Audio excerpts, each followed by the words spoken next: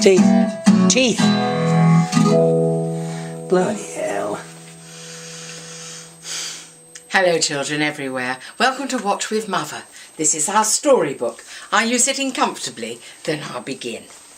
Today we have a fairy story. Once upon a time in the Checkered Republic, 5,000 years BS, which is before Soho, there lived a man near Plochnik. Let's call him Leslie. Leslie loved to wash, hoover and dust his cave.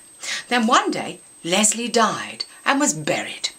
A lot longer later, Archie the ologist was digging around Plochnik and came across Leslie's skeleton, which was surrounded by all his domestic appliances. What was this Leslie? A man, woman, or a chef? Well, her skeleton was lying on his left lady-wise, but she had his head pointing west man-wise, which was considered very queer in them days. Archie the ologist looked at Leslie's jugs and said, "Bugger me if it ain't a fairy." Do you believe in fairies, children? I do. Now, 2,500 years later, somewhere in Egypt, the pharaoh Niusri had two fairy helpers called Khnum-hotep and Niankhkhnum, well-known homo-thespians, who opened a nail bar in the necropolis so that they could gossip with all the queens. When they died, the pharaoh had pictures of them painted on the tomb, nose-kissing, which was wildly romantic in those days. Soon everybody was at it, including the cretins. Cretins, who in moments of high passion would ejaculate id diatericitu plevismus cato. Now, if you don't understand ancient Greek, ask a grown-up who owns a stylus to write a stiff letter to Michael Gove. Now, over in Tibet, the Buddhist monks were also nose-kissing. Across the road in Japan, the samurai were polishing their katanas. And round the corner in Thailand, the ladyboys were cutting each other's peaches. What tastes best, do you think? A fairy peach, a squashy fig, or a round, fat, juicy plum? You choose. Celts did it, kings did it, Chinese dancers with their rings did it, Jains did it, Jews did it, Persians wearing slingback shoes did it. The homo-thespians were having a gay old time and nobody raised an eyebrow. Then bugger me if those two old bibliophiles, Leviticus and Deuteronomy, didn't chant "Sods out now! Sods out now!" And bugger me if piles of bleeding homophones didn't start shouting, watch out, there's pansies about!" But the sodding movement was unstoppable until in 395 AD CED, a nice Christian emperor called Theodolite I made a fire out of faggots and burnt the 6 lady gay boy men at a steak and chips party. I wonder, was Theodolite a pyromaniac or was he her secret meat-eater?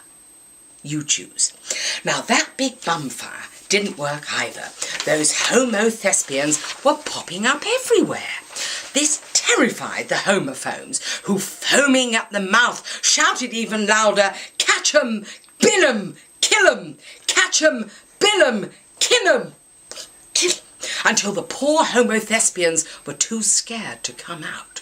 So C.S. Lewis Hamilton wrote a book called The Lion, the Witch and the Closet, and they hid amongst the leather chaps. Suddenly, several super scientists said, "Sexuality isn't a source of silly dysfunctional psychological stuff, but a complex interplay of biological and environmental factors, especially with regard to early uterine environment." Well, before you could say 4 puffs and a piano, Artist Kettle Crisp and Senator Milky Bar came out of the closet, preparing the way for Elton Carey and Martina Balding. Wherever you turned, there was a homo-thespian. Bargero mio, parlayed an Italian Polari. If all other gay guys in the Catholic Church were to vacate the Vaticana, it would be like a bigger, empty, holy hole. As if.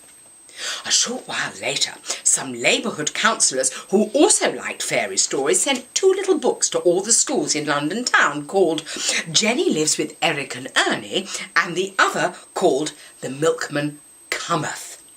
Well, the proverbial hit the house, your father. And if you don't know what the proverbial looks like, ask a parent, guardian or carer to draw you a picture. The salivating army and all the fearful fundamentals saw chintz, then pink, then red. Charging down the M6 on her trusty steed came Jilly Knight from Birmingham, waving a piece of paper entitled 28 Reasons to be Sectioned, Part 1. But the homo thespians wouldn't take it lying down. Before you could say, that's cold, those 28 reasons were binned. So now boys can be girls and girls can be boys. Are there any female fairies, I hear you ask? It's a very good question, and one that deserves an answer, which we'll read about next time. But is there no end to the struggle of those homo thespians?